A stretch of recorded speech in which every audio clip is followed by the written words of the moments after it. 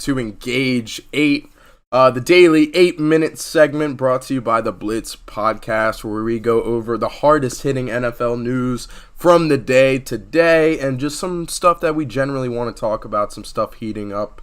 So let's dive into it. We actually just had some breaking news out of the NFL on the trade side. This is going to be a trade Engage 8 because the trade deadline is so very close.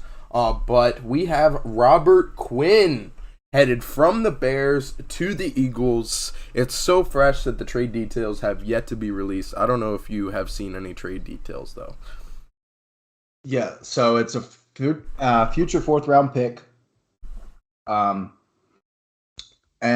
it's going to be kind of weird seeing him there just because he's making a lot of money. They signed him to a 5-year, the Bears signed him to a 5-year, $70 million deal in 2020. I can't really fully wrap my head around that, especially with, I guess their roster wasn't in as bad of a state as it is now, but looking back, that looks like a pretty bad deal. Philly's got the money to take it on, though. They're one of the only teams I was actually looking at potentially putting Robert Quinn as one of the potential trades that we're talking about, but I couldn't figure out a way to make the money work. Dude, the Philly defensive line, they just have like 7 or 8 guys that they can just keep putting in and getting pressure kind of in the same way the Bills do. They don't have that superstar, and Robert Quinn hasn't been great this year, but he could be that guy. He has the potential to do that. He has the talent. He showed it last year being second in the league in sacks. Yeah, for sure. I'm excited to see what the Eagles do from here on out. I mean, Howie's just a fucking madman, dude. Like, I wish that guy was my GM because he is just going all in. I mean, James Bradbury was traded this past offseason. Now we got the Robert Quinn trade, A.J. Brown trade. Things are cooking up in Philly, but let's dive into some of the other trade packages that we might see happen over the next couple of days before the trade deadline, and I'll hand it off to you first, man. What you got?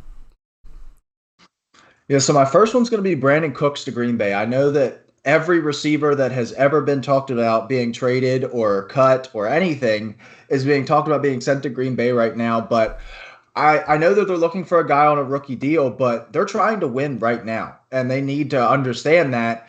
And Brandon Cooks is a guy that can help you do that. This guy's played for so many teams. It feels like it felt like almost every year he was getting traded, finally found a home in Houston, but Houston has no use for Brandon Cooks right now. They're not trying to win games. They're trying to be at the top of the draft for a quarterback like C.J. Stroud or Bryce Young.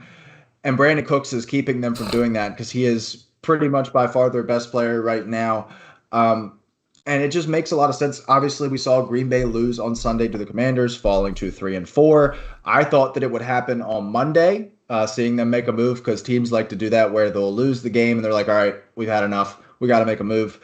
So it's going to be Brandon Cooks for a second-round pick in this year's draft. This helps the Texans out because they're looking to grab draft picks. This helps Packers out because this is a bona fide wide receiver one. Another guy that I would look out for here, obviously there's a laundry list of names, but Chase Claypool also being thrown around a lot. Supposedly the Steelers want a Christian McCaffrey-like package for Chase Claypool, which I can't see happening, which is why I didn't really add him into this list. So Brandon Cooks to Green Bay is my first potential move. Sweet. Speaking of wide receivers that may be on the move, Elijah Moore is definitely a trade candidate this deadline. He's been vocal on social media. Well, he actually just requested a trade, and he was unknowingly vocal on social media by having a burner account on Twitter that Jets Twitter quickly found out about. But Elijah Moore's pretty much headed out of town, and I think the perfect destination for him, especially with some of the injuries in LA right now, is Elijah Moore to the Chargers. So the package that I got is Elijah Moore ends up with the Chargers, and the Jets receive a 2023 third-round pick. Elijah Moore, former second-round pick just 2 years ago, probably wouldn't go for like just a straight-up second-round pick again. We haven't really seen much from him so far in the NFL. I mean, a lot of that's due to opportunity or lack thereof. But he will get an opportunity with the Chargers if he ends up there. You got Mike Williams, who's out, 4 to 6 weeks now with something like, high ankle sprain is going to be something like that. Yeah. So high ankle sprain for Mike Williams. He's going to be out the next 4 to 6 weeks. Keenan Allen didn't look great in his return. It seems like those hamstrings are still kind of banged up. And this is a team that's sitting at 4-3 right now in a division that we had them not easily winning, but definitely the favorites to win the division before the year started. So bringing a guy like Elijah Moore would be great for this Chargers team. When Mike Will and Keenan Allen come back healthy, besides that, you have Josh Palmer, and then the list just kind of falls off from there. So bringing in Elijah Moore there would be huge for a Chargers team that needs a boost. Yeah. So we're gonna take it over to one of your guys here, or was one of your guys at one point in time. William Jackson. He requested a trade. I believe it was 2 weeks ago, maybe 3 weeks ago. It just hasn't worked out in Washington. This was a signing that I liked going in because he had a nice year with Cincy, and it just hasn't worked. The Commanders are running too much zone coverage. Willie Jackson is a man corner through and through.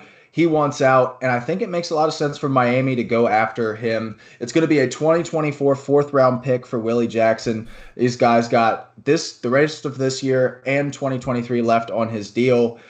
The Dolphins run more man coverage than any other team in the league. They're obviously bought in after trading for Tyreek Hill and, looking as good as they did when they had Tua for the first few weeks. This is a team has Super Bowl aspirations, and Byron Jones still not back from injury yet. And even when he does come back, he's getting up there in age.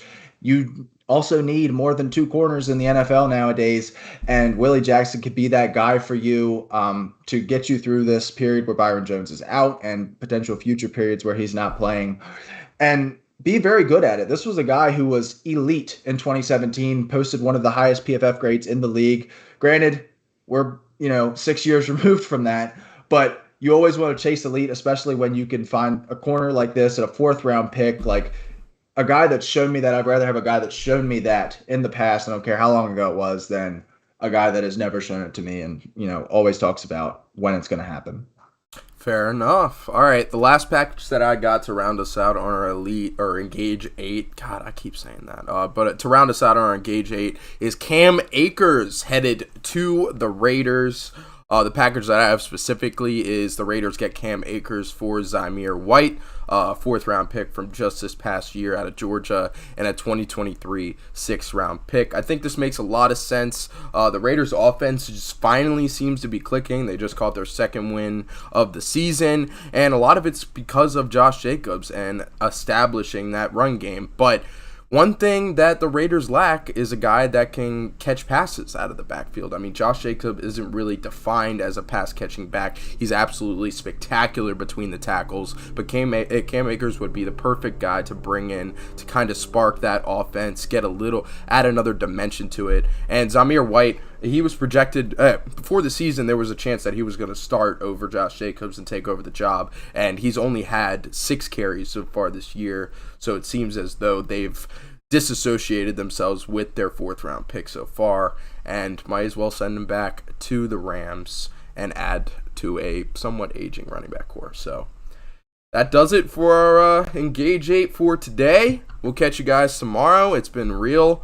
Keep an eye out for some more wild trades. But yeah, Robert Quinn to the Eagles is the first one this week that we've really seen, and more to come. So we'll catch you guys later.